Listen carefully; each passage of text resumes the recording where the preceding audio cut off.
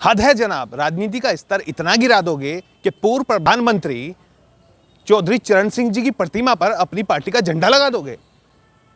क्या राजनीति में अब सब कुछ जायज हो गया है? क्या राजनीति में भूल गए हैं संस्कार? मेरे साथ आज इसी पर बात करने के लिए हैं सपा के जिलाध्यक्ष प्रमोद त्यागी जी। स्वागत है आपका न्यूज़ 80 में।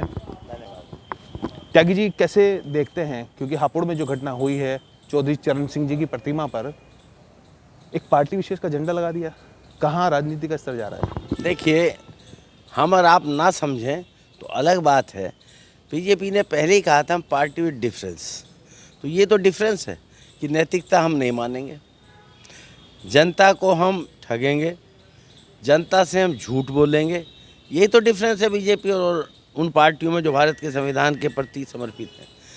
भारतीय संविधान के प्रति भारतीय जनता पार्टी का कभी विश्वास नहीं रहा है। वो तो कभी राष्ट्रीय ध्वज को भी नहीं मानते थे, वो तो बाबा साहब को भी नहीं मानते थे। अब वोट के लिए महात्मा गांधी की भी अमेरिका में जाके यूएनओ में भारत के प्रधानमंत्री को महत्व बताना पड़ा।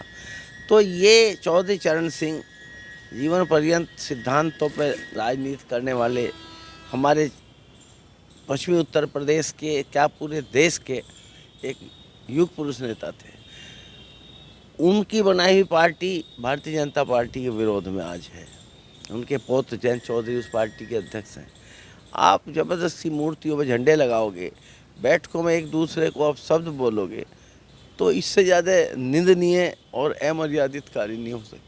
और अब चौधरी चरण सिंह जी को निशाना बना लिया इन्होंने, इस तरह के झंडे उनके हाथ में पकड़ा दिए। एक झंडा लगाना एक अलग बात हो जाती है, आपने उनकी प्रतिमा के आसपास झंडे लगा दिए, वो अलग बात हो जाती है।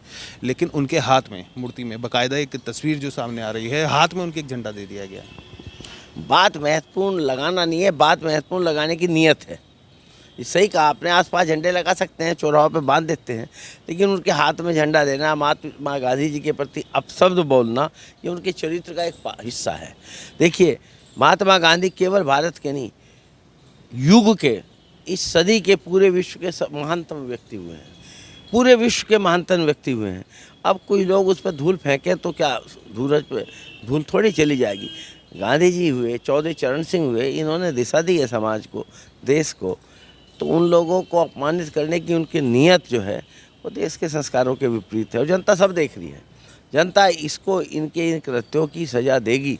जनतंत्र में यही सबसे खूबसूरत बात होती है कि गलत जो करता है, जब जनता के मैदान में जाता है, चाहे हम हों चाहे कोई दूसरे हों, उसको उनकी गलती का खमियाजा भुगतना पड़ता है।